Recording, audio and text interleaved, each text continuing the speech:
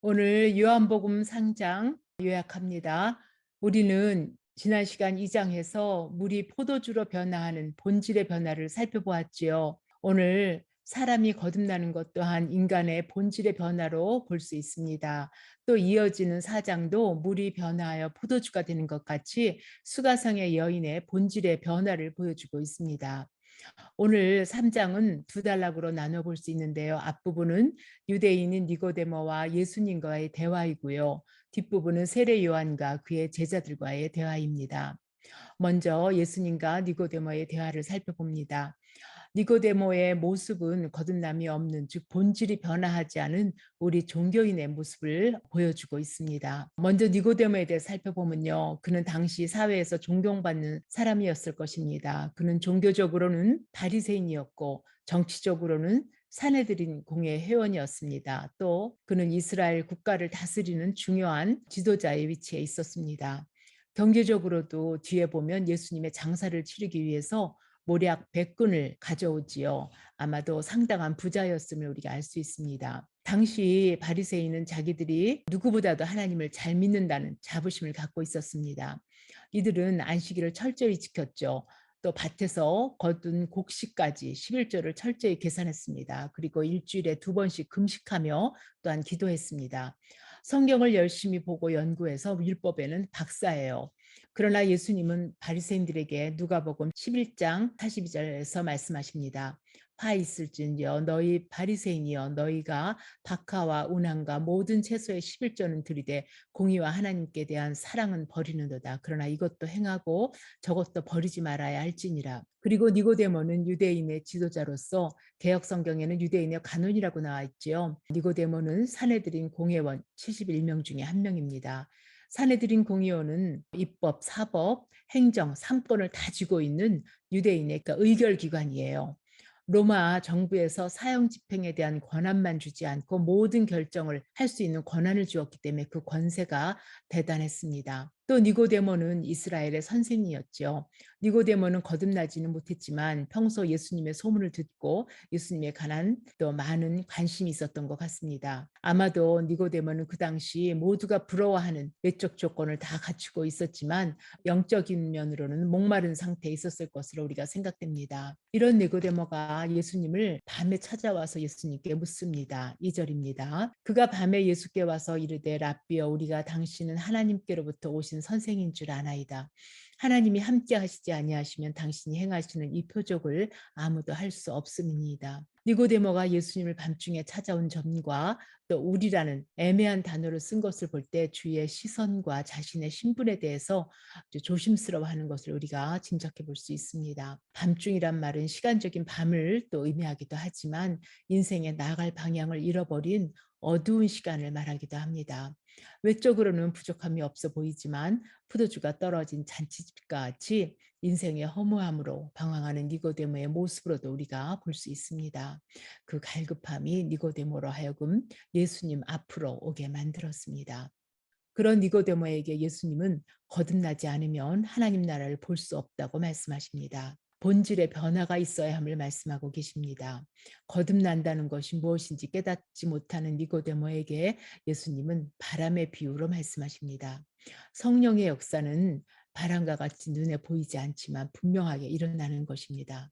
성령으로 거듭난 사람은 그게 뭔지 어떻게 일어난지 말로 할 수는 없지만 우리 마음에 분명한 변화가 일어났다는 것을 알 수 있습니다.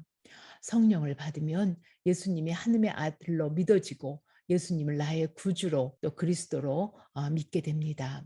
예수님은 또 물과 성령으로 거듭나야 한다고 말씀하십니다. 물로 거듭난다는 것은 우리가 침례받는 것을 말하지요. 로마서 6장 3절에 보면요.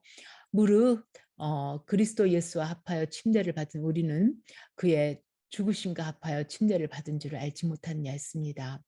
침례는 우리가 그리스도 예수와의 연합을 의미하는데요. 우리가 예수 그리스도의 죽으심과 연합한 자가 되면 또한 그의 부활하심과 같이 같은 모양으로 연합한 자가 된다는 말씀입니다. 우리가 물속에 들어간다는 것은 곧 내 자아가 죽는 거지요. 내 옛 생활 방식에 대해서 죽고 새로운 삶을 살겠다는 결단의 표현입니다. 그리고 거듭나기 위해서는 이런 외적인 표적에 더해서 성령으로 변화되어야 한다고 말씀하십니다. 성령으로 거듭나야 한다고 하십니다. 우리 속에 하늘로부터, 즉 위로부터 영이 부어져야 합니다. 우리 안에 위로부터 오는 새로운 영이 부어질 때 우리는 새로운 생명체가 되는 것입니다. 에스겔 말씀 봅니다. 내가 그들에게 한 마음을 주고 그 속에 새 영을 주며 그 몸에서 돌 같은 마음을 제거하고 살처럼 부드러운 마음을 주어 내 율례를 따르며 내 균례를 지켜 행하게 하리니 그들은 내 백성이 되고 나는 그들의 하나님이 되리라. 다음 도표를 보면은요. 이거 도표는요. 첫 번째 태어남과 두 번째 태어남의 그 차이를 도표로 표시해 봤습니다. 거듭남이라는 것은 born again, 다르게 표현하면 born above입니다. 즉 하늘이 땅으로 내려오는 것을 의미합니다. 말씀이 육신이 되어서 이 땅에 오듯이 하늘이 땅으로 내려와야 합니다. 하늘이 땅으로 내려올 때 우리의 본질이 변화됩니다. 그러므로 본질을 바꾸는 거듭남은 하늘로부터 생명이 왔음을 의미하는 것입니다. 광야에서 뱀에 물린 이스라엘 백성들은 장대에 매달린 그 놋뱀을 바라보면 살 수 있다고 했지요. 우리 14절 본문 14절 보면요. 모세가 광야에서 뱀을 든 것 같이 인자도 들려야 하리니 이는 그를 믿는 자마다 영생을 얻게 하심이라 했습니다. 그러나 이 말을 믿지 않고 놋뱀을 바라보지 않는 자들은 모두 광야에서 죽었습니다. 만약 모세가 산속 깊은 곳에서 잡초를 캐서 먹으면 살 수 있다고 했다면 아마도 모두 그렇게 했을 것입니다. 오늘 우리가 예수님을 믿기만 하면 구원을 받는다고 해도 이 복음을 믿지 않는 사람들이 많습니다. 어떻게 예수님을 믿기만 하면 또 놋뱀을 바라보기만 하면 구원을 받을 수 있냐고 말합니다. 구원을 받기 위해서는 그들은 구원받을 행위를 해야만 한다고 생각하기 때문입니다. 그래서 그들은 착한 행세를 한다든지 아니면 고행을 한다든지 수련을 해야만 구원을 받는다고 생각합니다. 그러나 성령 받은 사람은 믿기만 하면 구원을 받는다는 것이 믿어지지요. 이것이 성령 받은 사람에게서 나타나는 증거입니다. 성령으로 거듭난 자들은 하나님 나라를 볼 수 있고 또 들어갈 수 있습니다. 이것이 영생을 얻은 증거입니다. 우리가 너무나 잘 알고 또 사랑하는 말씀 요한복음 3장 16절 말씀 봅니다. 하나님이 세상을 이처럼 사랑하사 독생자를 주셨으니 이는 그를 믿는 자마다 멸망치 않고 영생을 얻게 하려 하심이라. 빛이 세상에 왔지만 세상 사람들은 빛으로 나오지 않습니다. 왜냐하면 그들은 악해서 빛보다 어둠을 더 사랑하기 때문입니다. 오늘 3장의 그 뒷부분은 침례 요한과 제자들의 대화입니다. 침례 요한에게 침례를 받던 무리들이 예수님께로 가자 요한의 제자들이 불평을 합니다. 불평하는 제자들에게 침례 요한은 28절에 말합니다. 나는 그리스도가 아니요 그의 앞에 보내심을 받은 자라고 합니다. 그러므로 예수님은 흥해야 하고 자신은 쇠하여야 한다고 말합니다. 그리고 침례 요한은 결혼식에서 예수님을 신랑으로 또 성도들을 신부로 자신을 신랑의 친구로 비유하고 있습니다. 신부를 취하는 자는 오직 신랑입니다. 또 신부는 신랑을 따라가야 합니다. 그리고 신랑과 신부의 만남을 기뻐하는 그 기쁨이 요한 자신의 기쁨이라고 말합니다. 그러므로 신랑의 음성을 듣는 자신에게는 기쁨이 충만하다고 말합니다. 침례 요한은 참으로 자신의 그 역할과 또 사명을 정확하게 알고 있습니다. 그리고 그 사명을 기쁨으로 수행하고 있는 것을 우리가 볼 수 있습니다. 그래서 사람의 판단에 흔들리지 않고 하늘로 받은 사명, 곧 예수님의 증거자로서의 그 역할을 충실하게 감당합니다.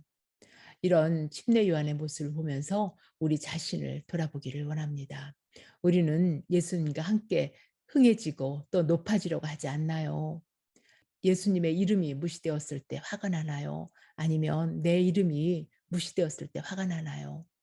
연약하고 허물 많은 우리를 통해서 예수님의 이름이 존귀이 되고 또 영광이 드러나기를 간절히 원합니다. 이것이 거듭남의 증거가 될 것입니다. 우리 함께 기도하시겠습니다.